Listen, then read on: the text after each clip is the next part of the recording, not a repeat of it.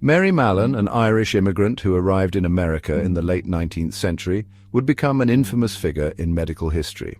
She is known as Typhoid Mary, the first documented case of an asymptomatic carrier of typhoid fever in the United States. Though she appeared healthy, Mary unknowingly carried and spread the deadly bacteria, forever changing our understanding of disease transmission. Mary's journey to notoriety began innocently enough. Like many women of her social standing, she found employment as a cook for wealthy families. Moving from household to household, she unknowingly left a trail of illness and death in her wake. Little did she know that she carried within her the potential to cause so much suffering.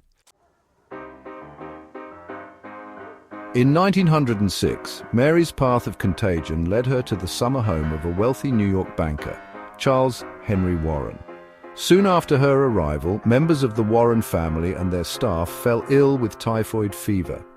The outbreak, unusual in the affluent community, sparked alarm and prompted a search for its source.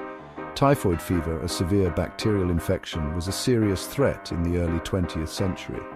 It spread through contaminated food and water, causing high fever, abdominal pain, and often death. The Warren family, desperate for answers, hired George Soper, a young sanitary engineer, to investigate the outbreak. George Soper began his investigation by meticulously tracing the movements of the Warren family and their staff.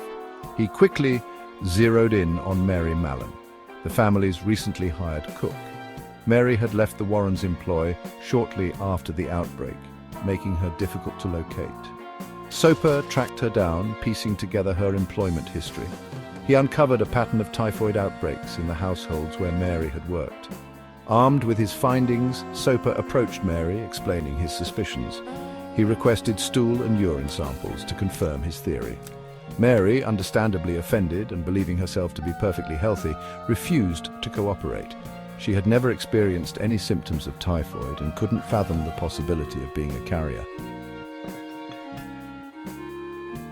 Undeterred, Soper persisted, even enlisting the help of the New York City Health Department. Finally, in 1907, Mary was apprehended and forcibly taken to a hospital for testing.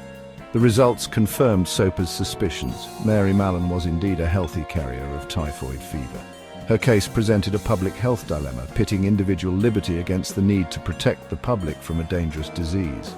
Mary was quarantined on North Brother Island, a secluded island in New York's East River, used to isolate individuals with contagious diseases. She became a subject of intense public scrutiny and media attention. Her story sparked debate about the rights of individuals versus the responsibility of the government to protect public health.